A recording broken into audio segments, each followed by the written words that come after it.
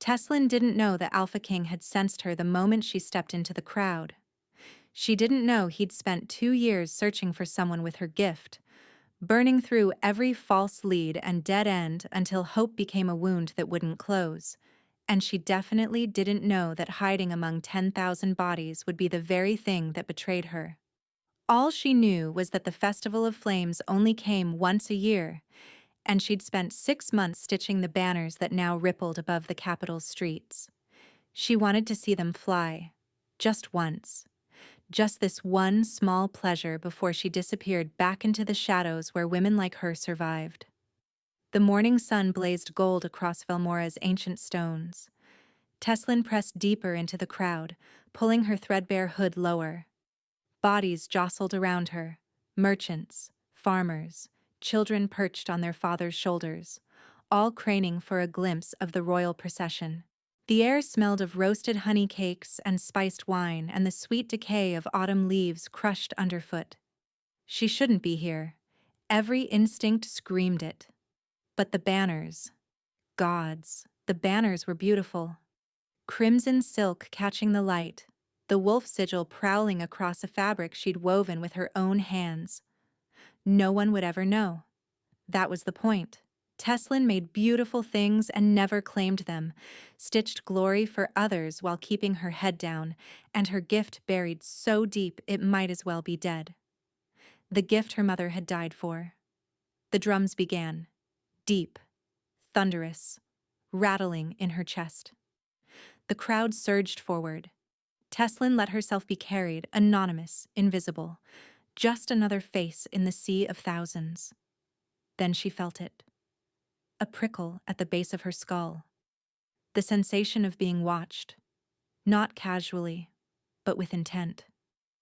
Predatory focus locked onto her like an arrow nocked and drawn. Teslin's breath caught. She scanned the crowd but saw only strangers, all facing forward, all watching the parade route. No one was looking at her. And yet, the drums grew louder. The first riders appeared at the far end of the avenue, armor gleaming, wolves embroidered on their cloaks. Behind them, a figure on a midnight black stallion. Even from this distance, Teslin could see his eyes scanning the crowd. Searching. The Alpha King was not what the stories described. The tales spoke of a beast barely contained in human skin, a warrior who'd bathed in the blood of his enemies and wore their bones as trophies. They said he'd killed his first challenger at 14, claimed the throne at 22 after his parents were found poisoned in their own beds, and had spent the 2 years since hunting their murderer with a patience that terrified his court. Teslin had expected a monster. What she saw was a man carved from winter. Soren Blackveil sat his horse like he'd been born in the saddle, still, controlled, radiating quiet authority that made the cheering crowd instinctively lower their voices as he passed. His dark hair was pulled back from a face of sharp angles and shadows. His jaw could have been carved from granite, his mouth a firm line that looked like it had forgotten how to smile. But his eyes. Teslin couldn't look away from his eyes. Pale gray, almost silver in the morning light, they swept across the crowd with mechanical precision. Not waving, not acknowledging the adoration. Searching. Always searching. Like a wolf scenting prey it couldn't yet see. Those eyes passed over her section of the crowd, then stopped, came back, and locked directly onto hers. Teslin's heart slammed against her ribs. Impossible. She was buried in the crowd, hood raised, face shadowed. There was no way he could see her. No way he could pick her out among thousands. But he had. The Alpha King raised his hand. The drums stopped. The riders halted. The entire procession ground to a standstill, and 10,000 people fell into confused silence. You! Soren's voice carried with supernatural clarity, slicing through the air like a blade. In the gray hood, come forward. The crowd rippled, heads turned. Teslin felt the weight of 1,000 stares crushing down on her as people shuffled away, creating a path, An accusation, a spotlight she couldn't escape. Run! Her instincts screamed. Run now! But her legs wouldn't move. Something held her frozen. Not fear, not exactly. Something deeper. A hook buried in her chest, pulling her toward him against every shred of common sense. Soren dismounted in one fluid motion, tossing his reins to a guard. The crowd parted before him like water around stone. He moved with a predator's grace, each step deliberate, unhurried, and absolutely certain. He stopped 3 feet from her. Up close, he was overwhelming, taller than she'd realized, broader. The silver in his eyes wasn't cold. It was molten, burning with an intensity that made her skin prickle with heat. "You've been hiding," he said quietly, low enough that only she could hear. It wasn't a question. "I don't know what you're talking about." His head tilted slightly. "You're lying." Teslin's blood turned to ice. She'd kept her voice steady, her face blank, given him nothing. And still he knew. "What are you?" Teslin whispered, her voice barely audible above her racing heart. Soren studied her with those molten silver eyes, and she had the unsettling sense of being seen. Not just looked at, but truly seen, down to the marrow of her bones. "The question," he said, "is what you are. And why have you been hiding from me?" "I haven't." "You have." His voice was soft but absolute. "For 2 years, I've sent trackers, seers, bloodhounds across every corner of this kingdom, looking for someone with a gift that sees through lies. A gift that runs in bloodlines, passed from mother to daughter." His eyes searched her face. "Your mother was Alesta of the Weaver's Quarter. She burned when you were 12 for the crime of exposing a lord's false testimony in open court." Teslin couldn't breathe. No one knew that name. She'd buried it, buried everything, become someone new in a city that didn't know her face. "You're wrong," she managed. "I'm not, and you know it." He stepped closer, and the crowd had backed so far away they might as well have been alone. "I know what you see when people lie, the shadows that crawl across their skin, the way truth glows bright and falsehood dims like a dying flame." Her hands were shaking. "Who told you?" "Your mother did. 15 years ago, before I had any use for such information." Something flickered across his face. Grief, maybe, or the ghost of it. "She came to my father seeking protection. He turned her away. He didn't believe her gift was real. And then she died for it." "Yes." Soren didn't flinch from the accusation in her voice. "A failure my family has never corrected. Until now."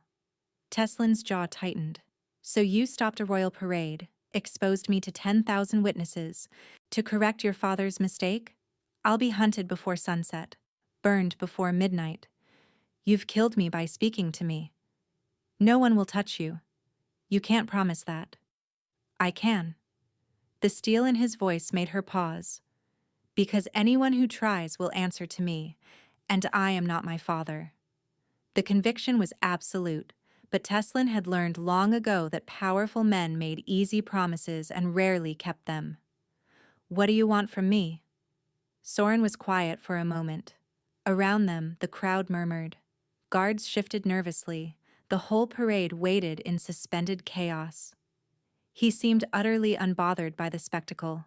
"My parents were poisoned 2 years ago, murdered in their sleep by someone in my inner circle. I've interrogated every suspect, followed every thread. Nothing." A muscle jumped in his cheek. "In 3 days, I sign a treaty that will unite the wolf packs for the first time in a century. My enemies know this. They're desperate to stop it. And I am certain, absolutely certain, that the person who killed my parents is still in my court, waiting for the perfect moment to strike again." "You want me to find them?" "I want you to see them. Sit at my side for the treaty negotiations. Watch my counsel speak. Tell me who dims when they claim loyalty, who glows when they promise alliance." His eyes held hers. 3 days. That's all I ask. And then you disappear with enough gold to build a new life wherever you choose. I'll even forge you papers with a new name. A fresh start no one can trace. 3 days. Gold. Freedom. A new identity. It was everything she'd spent 14 years dreaming about. And if I refuse, then you walk away now, and I never trouble you again. He stepped back, creating space. I won't force you, Teslin. That's not who I am. She flinched at the sound of her real name, her first name, the one she hadn't heard spoken aloud since her mother's screaming stopped. How do you know that name? Your mother told my father many things before he dismissed her. I've spent 2 years learning every one of them. He paused. She wanted you protected. She begged for it. And my father failed her. I won't. Teslin stared at this king who'd stopped a parade, exposed her gift, and spoken her mother's final wish into the morning air like a promise he intended to keep. Every instinct told her to run, but her mother's face, half-remembered and seared with flames, whispered something else. Maybe this one is different. 3 days, Teslin said slowly, and then I'm gone. No arguments. No chains. Soren inclined his head. You have my word. Behind them, the drums began again. But everything had already changed. The crowd parted as Soren led her through the festival streets. Teslin felt their stares like brands on her skin, curious, fearful, and hungry for gossip that would spread through Velmora before nightfall. The king stopped the parade for a woman in a gray hood. The king spoke to her like he knew her. The king is taking her to the palace. She would never be invisible again. You've made me a target, she said quietly as they walked. I've made you untouchable. There's a difference. Untouchable until you don't need me anymore. Soren glanced at her, something unreadable in his silver eyes. You think I'd discard you after 3 days? Throw you to whatever wolves come hunting? I think powerful men make promises they don't intend to keep. He stopped walking. The guards behind them halted in perfect synchronization, but Soren's attention was entirely on her. Then let me make one I cannot break. He drew a blade from his belt, not ornate, not ceremonial, just simple steel worn smooth from use. Before she could react, he sliced his palm open. Blood welled up, dark and rich. A blood oath, he said, binding under the old laws. If I break my word to you, if I fail to protect you, fail to release you when our task is complete, fail to give you the golden papers I promised, the oath will take my life. Teslin stared at the blood dripping from his hand. You'd risk death over a promise to a stranger? You're not a stranger. You're the woman I've been searching for. He held out the knife, hilt first. But you need to choose this. I won't bind you without consent. Her hand trembled as she took the blade. The steel was warm from his grip. This was madness.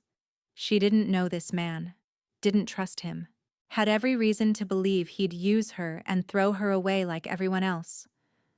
But he was bleeding for her, offering his life as collateral. And when she looked at him, really looked, with the sight her mother had died for, she saw no shadows crawling across his skin, only light, brilliant, steady, unwavering light. He was telling the truth, every word. Teslin drew the blade across her palm. Pain flared sharp and clean. She pressed her bleeding hand to his. The moment their blood mingled, something split open inside her chest. Heat flooded through her veins, rushing from her hand to her heart to every nerve ending in her body. Her vision blurred. For one dizzying instant she felt him, felt his exhaustion, his grief, his desperate hope, his iron-willed determination to find his parents' killer before more blood was spilled. And beneath all that, wrapped around it like roots around stone, she felt something else. Recognition, like her soul had been waiting for his and hadn't known it until this moment. Soren inhaled sharply, His hand tightened on hers, and she saw her own shock reflected in his eyes. He'd felt it too. Neither of them spoke. The festival noise faded to a distant roar. The whole world narrowed to the place where their palms pressed together, blood and magic and something far older weaving between them. Then Soren released her hand. "The oath is sealed," he said, his voice rougher than before. He pulled a cloth from his pocket, tore it in half, and offered her the first piece. Their fingers brushed during the exchange. That spark flared again, smaller but no less electric. Teslin wrapped her palm without looking at him. Her heart was racing, her thoughts scattered, her entire understanding of the world tilting sideways. What was that? She didn't ask. He didn't explain. And somehow, that silence was louder than any words could have been. The palace of Blackvale rose from the cliffs like a snarl of black stone and silver spires. Teslin had seen it from a distance her whole life, a shadow on the horizon, a reminder of power she could never touch. But riding through the gates, flanked by the king's personal guard, she felt the weight of it settle over her like a second skin. "You don't belong here." The courtyard was chaos in motion. Servants hauling luggage, warriors sparring near the eastern wall, nobles in silk finery casting curious glances at the hooded woman riding beside their king. Soren dismounted and extended his hand to help her down. She ignored it, swinging off the horse herself. Something flickered across his face. Amusement, maybe. Or approval. "Mira will show you to your chambers," he said, gesturing to a woman with silver-streaked hair and kind eyes. "Rest. Eat. The first council session begins at sundown." "Sundown? That's barely 4 hours." "The treaty signing is in 3 days. We don't have time to waste." He paused, his voice dropping. "Your room is in the east wing. My chambers are at the end of the same corridor. If you need anything at all, you come to me. Not the servants, not the guards. Me. Why? Because I don't know who in this palace I can trust." His expression hardened. "And until I do, you stay close." He strode away before she could respond, his guards falling into formation behind him. Mira approached with a warm smile that crinkled the corners of her eyes. "This way, my lady. Your things are already being prepared." "I don't have things." "You do now." The chambers were larger than the entire boarding house where Teslin had spent the last 3 years. Silk curtains framed windows overlooking the jagged coastline. A copper tub steamed in the corner, fragrant with lavender and something sweeter she couldn't name. The bed was piled with furs so thick she could have drowned in them, and draped across a chair were clothes. Real clothes. A deep blue dress that matched her eyes, soft leather boots, a cloak lined with silver wool. "His Majesty had them commissioned," Mira said. "Before the festival. He hoped you would accept." Teslin's throat tightened. "He was that certain I'd say yes?" "He was that certain he'd find you." Mira squeezed her arm gently. "Rest now. I'll return before sundown." Alone, Teslin sank into the copper tub and let the heat seep into her aching muscles. She thought about the blood oath still throbbing in her palm. She thought about the strange recognition that had crackled between them. She thought about her mother, who had begged for protection and received only silence. And she thought about Soren Blackvale, who had commissioned clothes for a woman he hadn't yet found, as if her acceptance was never in doubt. "What have I walked into?" The water cooled before she found an answer. The council chamber smelled of old wood and older secrets. Teslin stood in the shadows near Soren's chair, dressed in the blue gown that fit like it had been sewn for her alone. Her hood was down for the first time in years. She felt exposed, vulnerable, like a rabbit surrounded by wolves who hadn't yet decided if she was prey. 12 council members sat around the curved table. Lords and ladies in fine fabrics, their faces carefully neutral, their eyes tracking her with barely concealed suspicion. "This is Teslin," Soren said without preamble. She will be observing our sessions until the treaty is signed. Treat her presence as you would treat mine." A man with iron-gray hair and a scar bisecting his left eyebrow leaned forward. "And why, exactly, does a stranger deserve such an honor?" "Because I say so, Lord Corvain." Soren's tone allowed no argument. "Shall we begin?" Teslin watched. That was her purpose here. Not to speak, not to interfere, just to watch. To see what others couldn't. Lord Corvain spoke first, reporting on border defenses. As his words filled the chamber, Teslin let her gift unfurl. Light. Steady, strong light wrapped around every sentence. He was telling the truth. Unpleasant truths about underfunded outposts and overworked soldiers, but truth, nonetheless. She moved her gaze to the next speaker. Lady Henworth, elderly and sharp-eyed, discussing grain stores. Again, light. Frustration colored her tone, but no deception. One by one, Teslin assessed them. Lord Merrick, young and nervous, truthful. Lady Essex, cold and calculating, truthful. General Bryce, weathered and blunt, truthful. Her hope began to waver. Maybe the traitor wasn't here. Maybe they were hiding deeper in the palace, beyond her reach. Then Lord Vane spoke.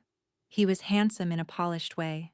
Golden hair, easy smile, the kind of charm that made people trust him without knowing why. He reported on diplomatic relations with the Eastern Pax, his voice smooth as honey. "Our alliance with the Thornwood Wolves remains strong, Your Majesty. Alpha Kieran has expressed nothing but enthusiasm for the treaty." Shadows erupted across his skin. Teslin went still. They crawled like living things, dark tendrils wrapping around his throat, his hands, his lying mouth. She'd never seen deception this thick, this layered. It wasn't just one lie. It was lies stacked on lies, a foundation of falsehood so deep she couldn't see the bottom.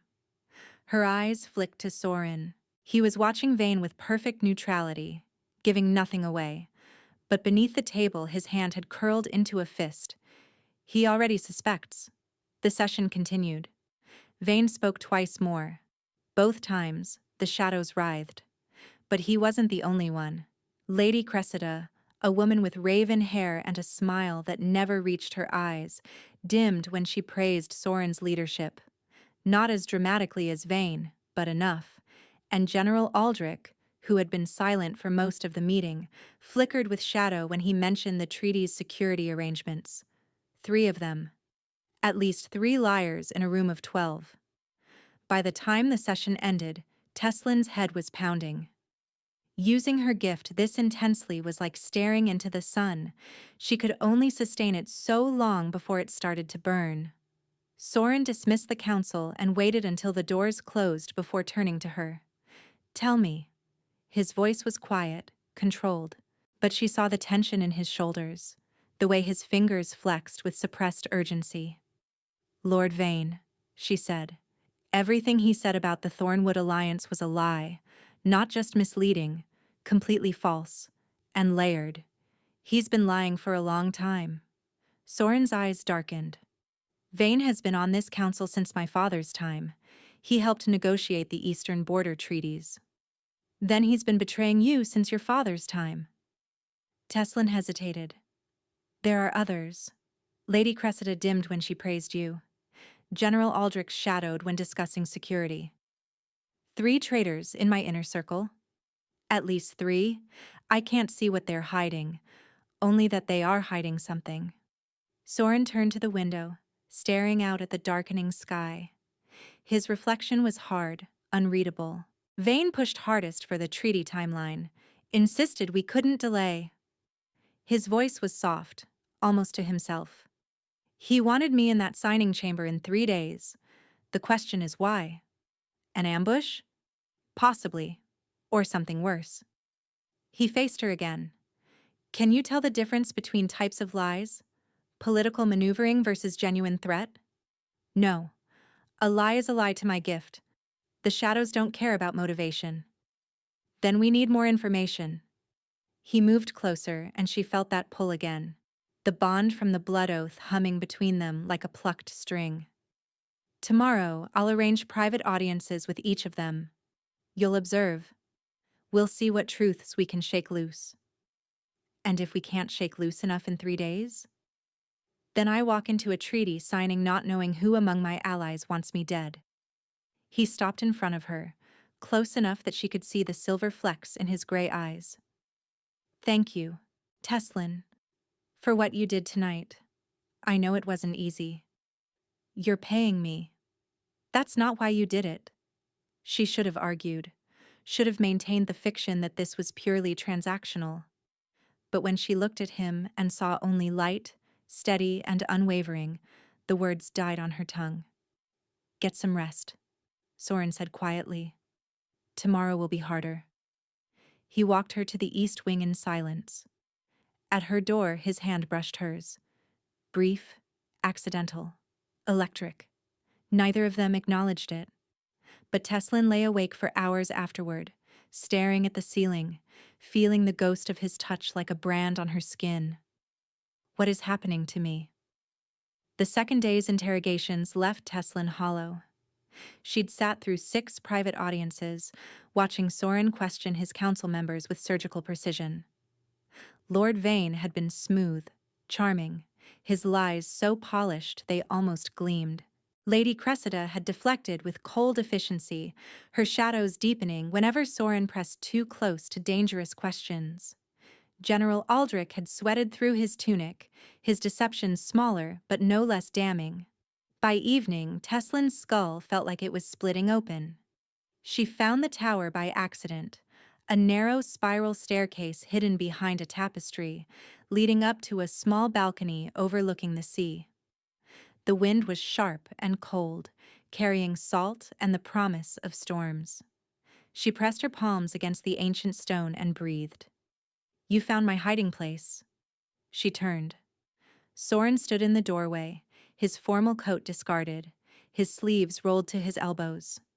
He looked younger like this, more human, less like a king, and more like a man carrying weights no one else could see. I needed air, she said. The gift takes a toll. I know. He joined her at the railing, close enough that she felt his warmth against the wind's bite. I've been pushing you too hard. You've been desperate. There's a difference. His mouth twitched, almost a smile. Using my own words against me. They were good words. Silence settled between them, comfortable in a way that surprised her. Below, waves crashed against the cliffs in endless rhythm. My parents used to come here, Soren said quietly. My mother loved the view. My father loved my mother. They'd stand right where we're standing and watch the storms roll in. His mouth pressed into a thin line. I found them in their bed the morning after the spring equinox. They looked peaceful, like they were sleeping. But they were cold. So cold. Teslin's chest ached. I'm sorry. Everyone says that. But you? He turned to look at her. You actually mean it. I can tell. Because you can read minds? Because I can read you. His eyes searched her face. You've lost someone too. Someone who died because of what they could do. My mother. Tell me. She shouldn't. This wasn't part of their arrangement. But standing here, wrapped in darkness and sea spray, the words came anyway. I was 12. A lord had cheated a merchant out of his life savings, forged contracts, false witnesses, the whole weight of nobility against a common man. My mother couldn't stay silent. She stood up in the market square and told everyone exactly what she saw.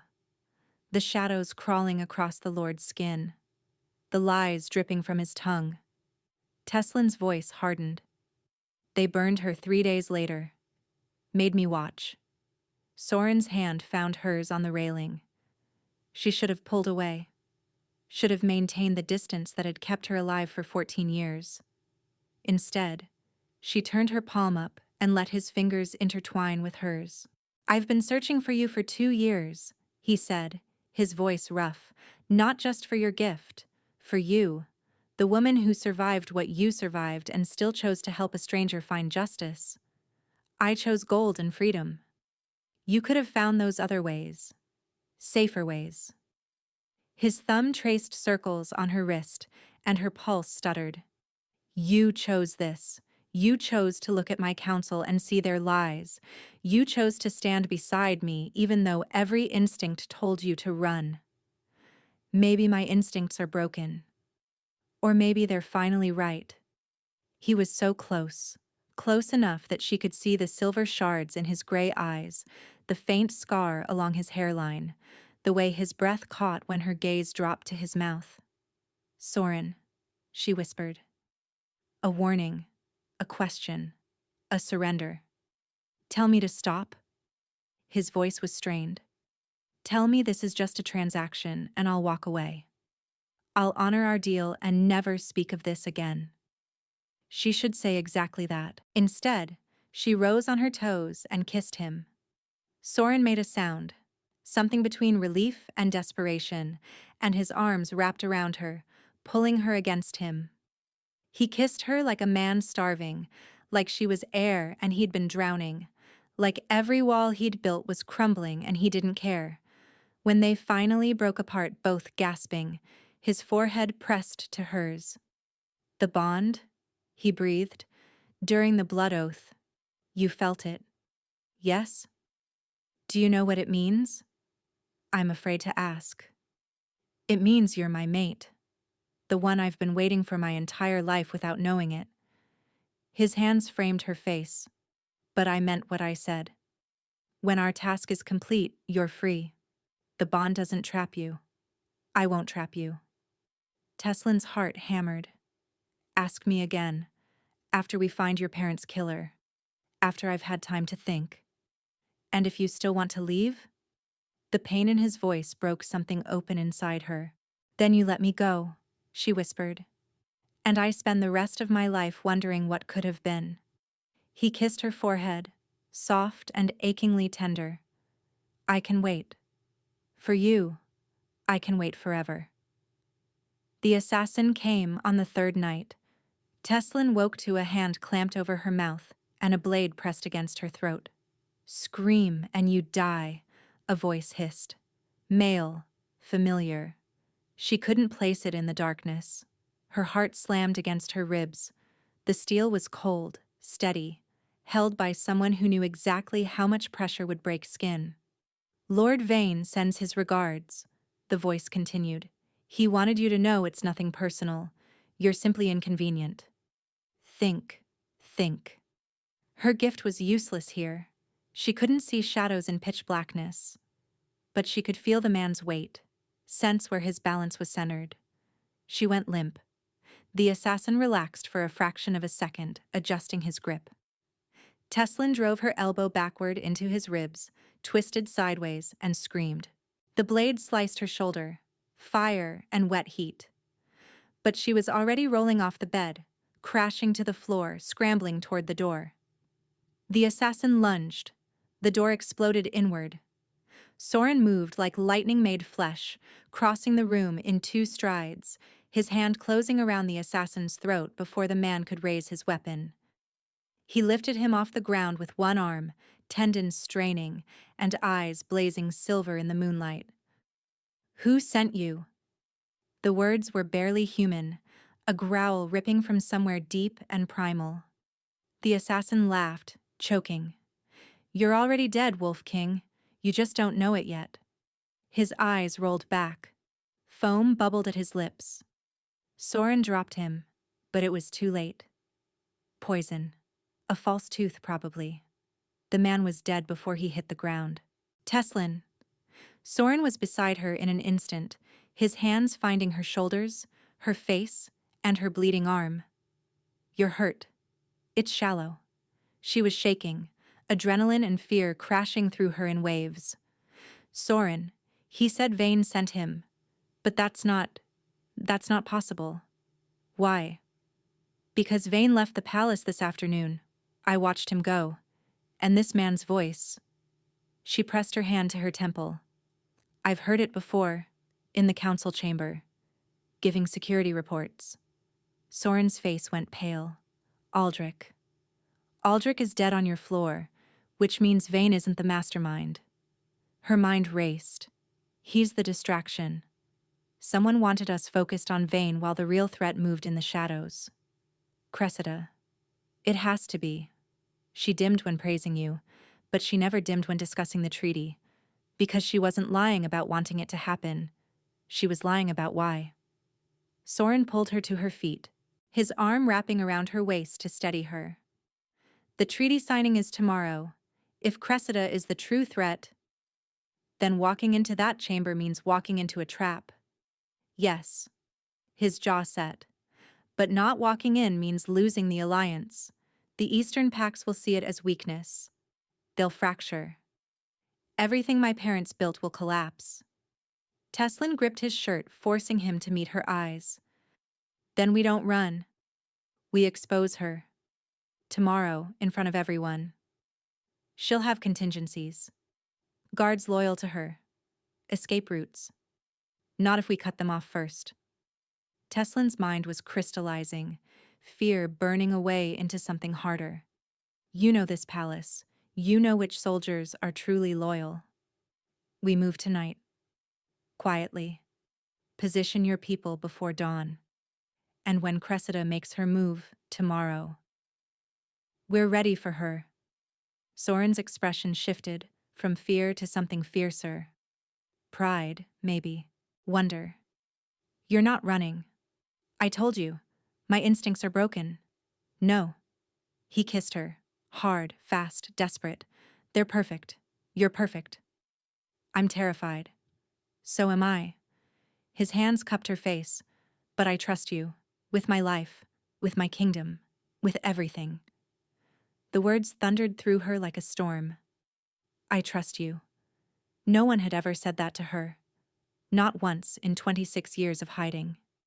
Then let's end this, she whispered. Together. Soren's smile was sharp as a blade. Together. The treaty hall blazed with candlelight. Teslin stood at Soren's right hand, dressed in silver and black, his colors, a message to everyone watching. She was no longer hiding, no longer afraid. Let them see me. Let them wonder. The Eastern Alphas had arrived at dawn. Alpha Kieran of Thornwood, a mountain of a man with kind eyes and a thunderous laugh. Alpha Seren of Mistfall, silver-haired and sharp-tongued. Alpha Draven of Iron Hollow, young and hungry and watching everything. And across the table, positioned among Soren's counselors, sat Lady Cressida. She looked beautiful, composed, not a single shadow visible on her skin, because she wasn't speaking, wasn't lying, just waiting. For what? Teslin scanned the room. Soren's loyal guards stood at every door, positioned exactly where they'd planned. But Cressida had her own people scattered through the crowd. Teslin had identified 3 by the way they kept glancing toward their mistress. The ceremony began. Formal words. Ancient vows. Soren's voice rang clear and strong, promising alliance, promising peace. Cressida rose to speak. Before we seal this historic moment, she said, her smile serene, I must address a concern that weighs on us all. Here it comes. Our beloved king has recently taken counsel from an outsider, a woman with unnatural abilities, a woman whose mother was burned for witchcraft. Cressida's eyes found Teslin's. How can we trust a treaty built on the whispers of a witch? Murmurs rippled through the hall. Soren didn't flinch. Teslin is under my protection. Her counsel is her own business. Is it? Cressida produced a scroll. I have testimony here from 3 witnesses who saw this woman's mother curse a lord, who watched her predict deaths that conveniently came to pass. The gift runs in bloodlines, Your Majesty. How do we know she hasn't cursed you? Manipulated your judgment? Bent you to her will? The Eastern Alphas exchanged glances. Doubt flickered across Alpha Kieran's face. Teslin's heart pounded. This was the play. Discredit her. Isolate Soren. turn his allies against him. But Cressida had miscalculated. "You're right," Teslin said, stepping forward. "The gift does run in bloodlines, and my gift shows me truth." The hall went silent.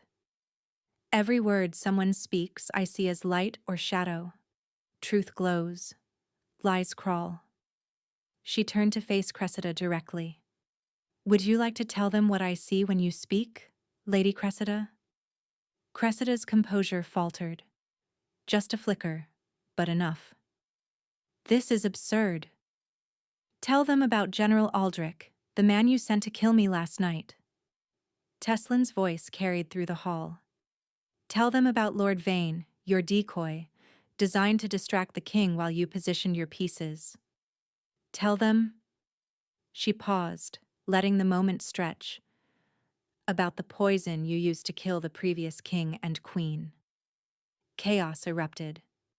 Cressida's hand flew to her belt, a concealed dagger, but Soren was faster. He vaulted the table, moving with inhuman speed, and had her arm twisted behind her back before the blade cleared its sheath. "Guards loyal to Cressida!" Soren's voice rang out. "Stand down now, or share her fate." 3 men drew weapons. They were dead before they hit the ground. Soren's loyal soldiers cutting them down with brutal efficiency. Cressida laughed, high and wild. "You think this ends with me? The roots go deeper than you know, little king.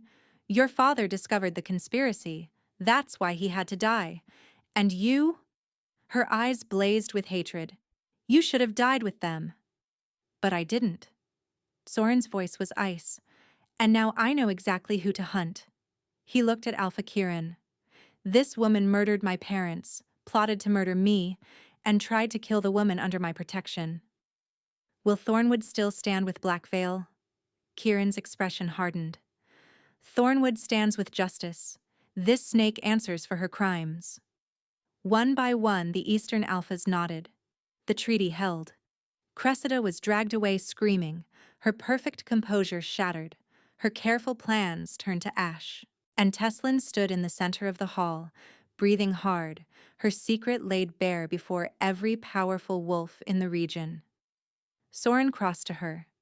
In front of everyone, the Alphas, the nobles, the guards, he took her hand and raised it to his lips.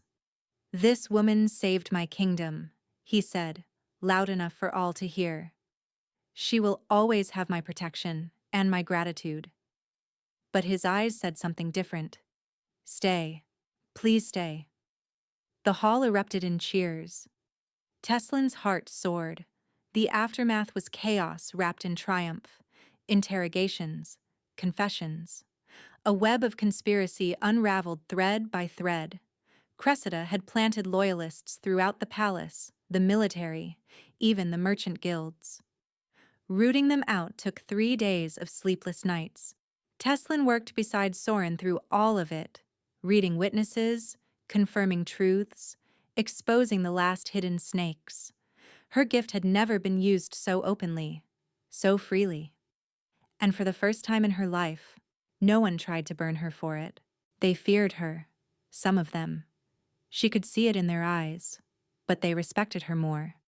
On the 4th morning, Soren found her in the tower, their tower, now. "It's done," he said quietly. "Cressida will stand a trial before the United Pax. The conspiracy is broken." Teslin nodded, exhaustion pulling at her bones. "The 3 days passed long ago. Your oath should have killed you. The magic recognized your choice." His voice was quiet. "When you stayed to fight instead of fleeing, the terms shifted. The oath binds intent, not just words. Convenient. True." He held her gaze. "But the deal is complete now. You're free." The silence stretched between them, heavy with everything unspoken. "I have your gold," he continued, his voice carefully neutral. "And papers with a new name. Mira is preparing a horse. You can leave within the hour." Teslin should have felt relieved. This was what she wanted. Freedom, anonymity, a fresh start far from danger. Instead, she felt hollow. Is that what you want? She asked. For me to leave? What I want doesn't matter. I made you a promise. That's not an answer. Soren's restraint shattered. He closed the distance between them, his hands finding her waist, his forehead dropping to hers. I want you to stay, he breathed. Every part of me is screaming to beg you to stay, but I won't. I won't trap you with guilt or obligation or the bond that's been burning between us since the moment our blood touched. What if I want to be trapped? He stopped breathing. Teslin, I spent 14 years hiding, surviving, telling myself that invisible was the same as safe. She pulled back to meet his eyes. But then you stopped a parade for me. You bled for me. You let me see your grief and your fear and your hope. And somewhere between the council chamber and this tower, I stopped wanting to disappear. What do you want now? I want to see where this goes. Her voice trembled, but she didn't look away. I want to wake up tomorrow and still be here. I want to learn what it means to be your mate. Not because the bond demands it, but because I choose it. Hope blazed across Soren's face, raw, unguarded, and achingly vulnerable. That's not a yes. It's not a no either. She smiled, the first real smile she'd allowed herself in years. Court me properly, Wolf King. Prove you're worth staying for. Soren laughed, a genuine sound, bright and startled and full of joy. I can work with that. He kissed her softly, reverently, like she was something precious he'd waited his whole life to hold. And Teslin kissed him back, finally letting herself believe that maybe, just maybe, she deserved this. 3 months passed like water through open fingers. Cressida's trial concluded in the second week. The evidence overwhelming, the verdict unanimous. She hanged at dawn, her conspiracy dying with her last breath. Teslin didn't attend. She spent that morning in the tower instead, watching the sun rise over the sea, thinking about justice and mercy and the complicated space between them. Soren found her there, as he always did. It's done, he said. I know. He joined her at the railing, shoulder to shoulder, the bond between them humming with quiet contentment. 3 months of courtship. 3 months of slow mornings and heated debates and laughter echoing through ancient halls. He'd taken her riding along the cliffs, shown her the hidden waterfalls beyond the forest, introduced her to his people as his honored guest. Never pushing, never demanding, always letting her set the pace. And she'd fallen. Completely. Irrevocably. Without a single shadow of doubt. Mira cornered me yesterday, Teslin said, breaking the comfortable silence. Should I be worried? She told me you've been impossible lately, distracted, smiling at inappropriate moments during council meetings. Soren's ears reddened. I have no idea what she's talking about.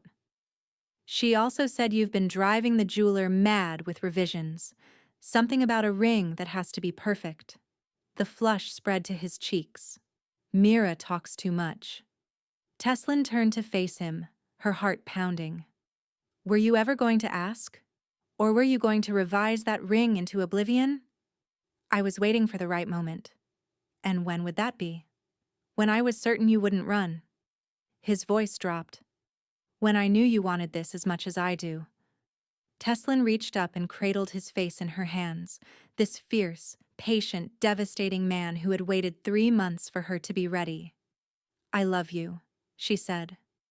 The words had never felt right before, had always caught in her throat like thorns.